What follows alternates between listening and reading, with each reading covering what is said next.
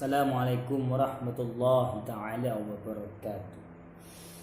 Jumpa kembali bersama Pujangga 86. Jangan lupa like, subscribe, komen, dan nyalakan lonceng notifikasinya agar bisa melihat video terupdate dari kami. Ngerokok dulu.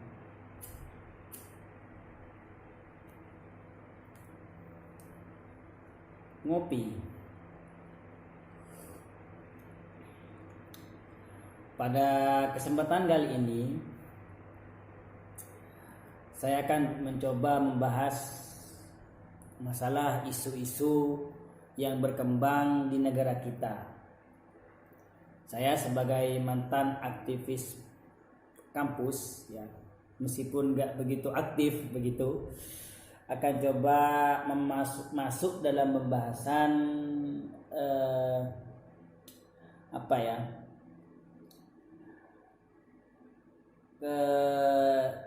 tercampur adukan antara politik dan agama, sehingga hampir terjadi politisasi agama seperti itu.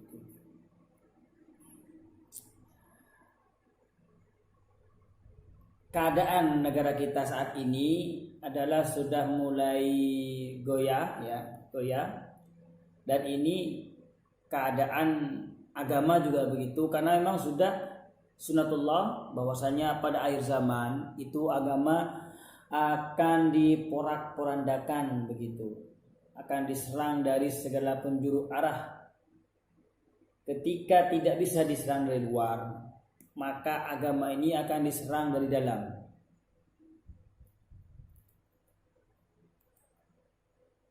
Jadi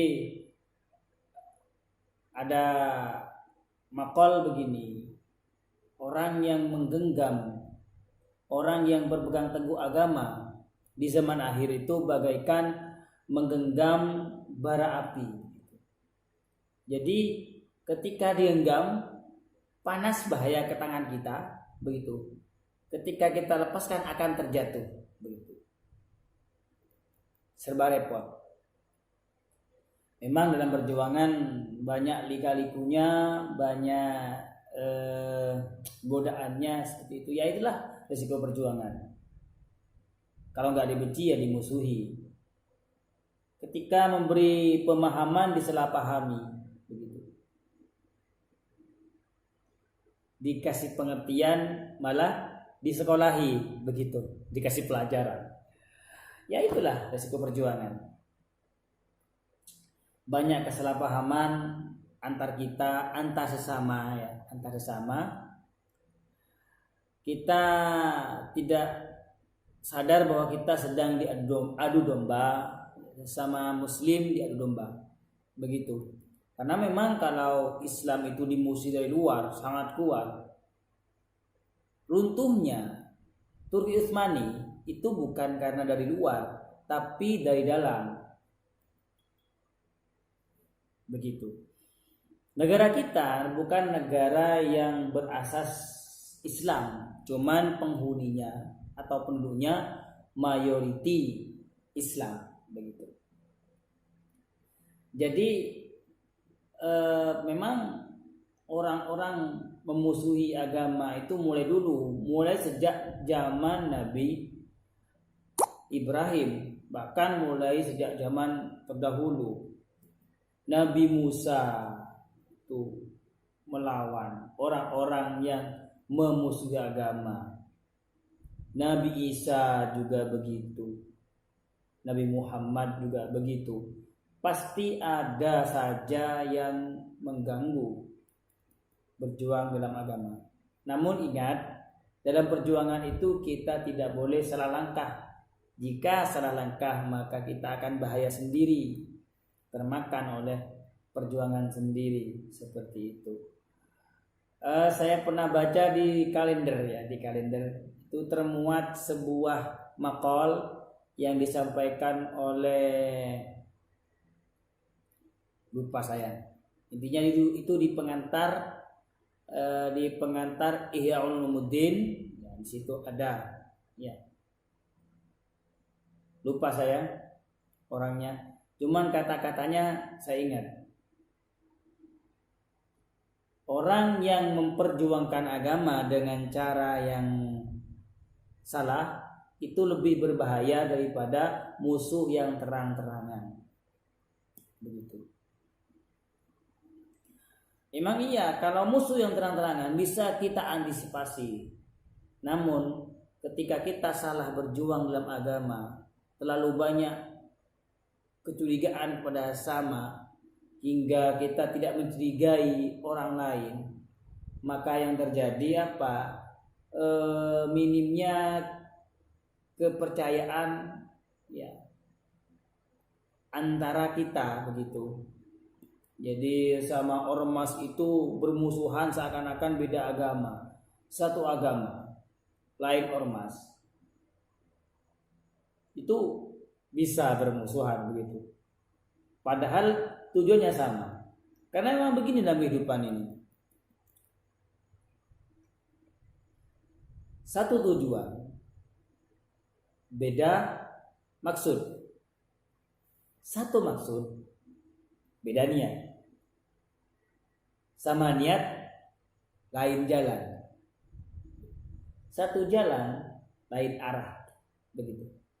Ya seperti itu. Kalau kita tidak saling mengerti, maka yang terjadi ya kita akan saling bermusuhan antar sesama. Akhirnya kita dikalahkan oleh musuh agama. Banyak ormas-ormas di antara kaum muslim. Yang terbesar ada Muhammadiyah, ada Nahdlatul Ulama, ada Persis, dan lain sebagainya. Itu tujuan mereka sama, untuk mempertahankan NKRI dan agama. Karena agama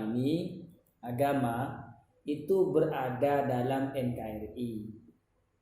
Memang agama itu di atas segalanya, cuma kedudukannya sebagai di negara ini.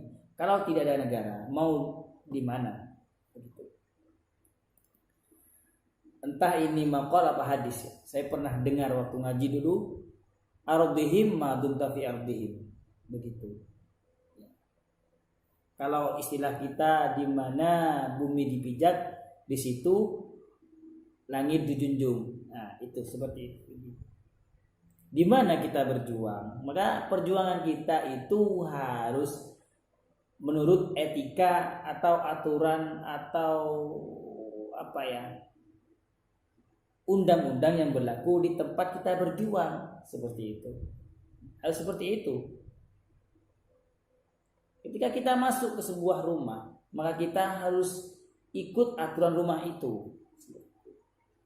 Selama aturan rumah itu tidak menentang agama. Mudah-mudahan dipahami. Ini bahasanya bahasa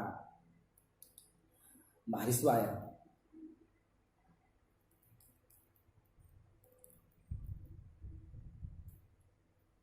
Jadi intinya seperti itu. Menurut saya, apa yang terjadi di negara ini atau di negara lain, Suriah sudah hancur, Libya sudah hancur, Lebanon sudah hancur, Palestina sudah hancur, gitu.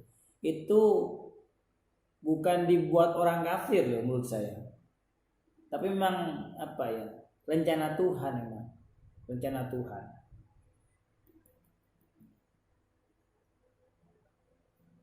Ketika orang Mongol menyerang Suriah apa Irak waktu itu ya, saya lupa, Irak insyaallah, mau menguasai sana ya. Kubulaikan apa siapa namanya tokohnya itu ya, Hulagukan saya lupa. Intinya di situ mau memanggil orang teralim di situ. Akhirnya yang muncul bukan orang yang tua, tapi orang yang muda yang tidak berjanggut. Ini panjang ceritanya, cuman saya akan potong intinya ya. Ketika itu menghadaplah pemuda itu. Si orang Mongol ini penjajah ini tanya, kenapa saya sampai ke sini? Kata beliaunya secara singkat ya, yang saya artikan begini, ya kamu diutus Tuhan ke sini gitu ya. Kenapa? Ya karena kami bercerai-berai seperti itu. Akhirnya Tuhan mengirimkan semacam teguran melalui ini, melalui kamu. Ya mungkin di negara kita seperti ini. Kita masih belum ada musuh bersama ini, jadi kita saling bertikai. Ya. Musuhnya itu masih belum jelas yang mana. Musuhnya masih belum jelas. Kita sudah bertikai sama. Ya. Masalah pembubaran ormas. Masalah ini, masalah itu. Musuhnya belum jelas. Gitu. Yang diperjuangkan belum jelas. Sudah adu jotos sesama anak bangsa. Hanya nanti kalau sudah datang musuh bersama akan sadar bahwa persatuan itu dan kesatuan itu penting. Begitu. Jadi kita mengajak kepada Turki Utsmani sampai runtuh itu orang dalam, yaitu Mustafa Kemal Atatürk. Libya hancur seperti itu juga orang dalam, tapi atas pengaruh orang luar seperti itu. Jadi memang Islam dirusak dari luar sulit, tapi dirusak dari dalam, diprovokasi, diadu domba, hancur. Saya berdoa kepada Tuhan, kepada Allah Subhanahu wa taala, mudah-mudahan kita dipersatukan sama umat Islam, menghentikan pertikaian sesama, bersatu padu menuju kemenangan. Hayya 'alal falah, bukan hayya 'alal jihad. Hayya 'alal falah bukan hayya 'alal jihad. Begitu. Mudah-mudahan kita semua diberi kesehatan Allah Subhanahu wa taala, diberi kenikmatan kesatuan dan persatuan. NKRI harga mati, salam silat. Wassalamualaikum warahmatullahi taala wabarakatuh.